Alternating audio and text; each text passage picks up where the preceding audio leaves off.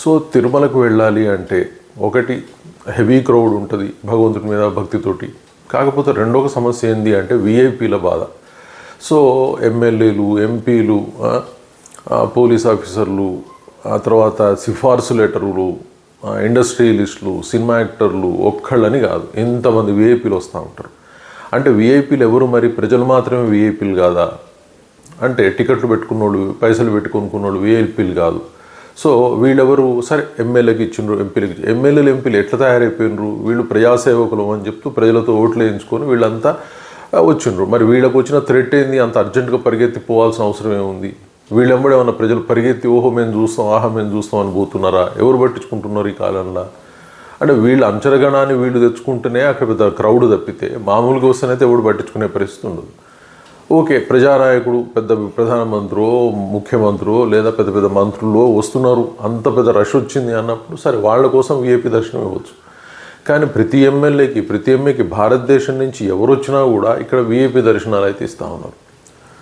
So రోజుల తరబడి అలాగే వచ్చేసి ఏం చేస్తూ ఉన్నారు? మళ్ళీ ఈ విఐపీలు లెటర్లు ఇస్తారు వేరే వాళ్ళకి. ఆ లెటర్లు తీసుకొని మరికొంతమంది విఐపి అనుచర గుణం వస్తూ ఉంటుంది.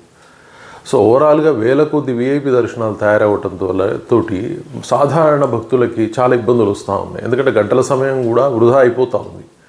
మరి విఐపీలు అన్న వర్డ్ని ఏ విధంగా మాట్లాడుతుందో టీటీడీ కానీ అక్కడ ఉన్న ప్రభుత్వం, చంద్రబాబు నాయుడు ప్రభుత్వం చెప్పాల్సింది. ఎందుకంటే సరే మంత్రులు, ముఖ్యమంత్రులు, రాష్ట్రపతులు, ప్రధానమంత్రులు ఇలాంటి వాళ్ళకంటే సెక్యూరిటీ ఇష్యూస్ ఉంటాయి అనుకుంటే అట్లా లేదు. ఇప్పుడు మొత్తం సిఫార్సు లెటర్ అనేది ఏందో అర్థం కాలేదు.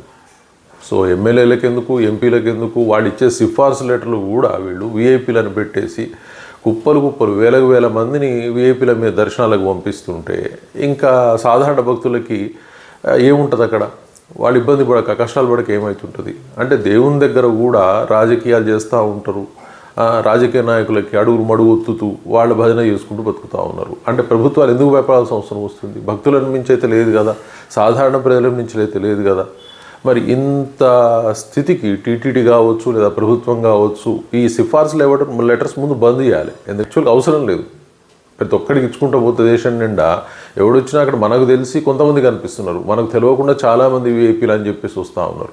వాళ్ళకంత సినిమా లేకపోయినా వాడు విఐపీలు అయిపోతారు. ప్రతి సినిమా ఇండస్ట్రీకి సంబంధించిన ప్రతి ఒక్కడు కూడా అక్కడ చూస్తే మనం క్యూలో నిలబడి చూస్తుంటే ఎవడు పట్టించుకుంటూ ఉండడు. అటువంటిది కూడా వాళ్ళందరూ విఐపీలే. మరి వాళ్ళందరికీ టికెట్ ఎట్లా వస్తూ ఉన్నాయి? ఎవడో ఒకటి సిఫార్సు చేస్తూ ఉన్నాడు. ఆ సిఫార్సుని చెత్తబుట్లో పడి సాధారణ ప్రజలకు ఇంపార్టెన్స్ ఇవ్వాలి.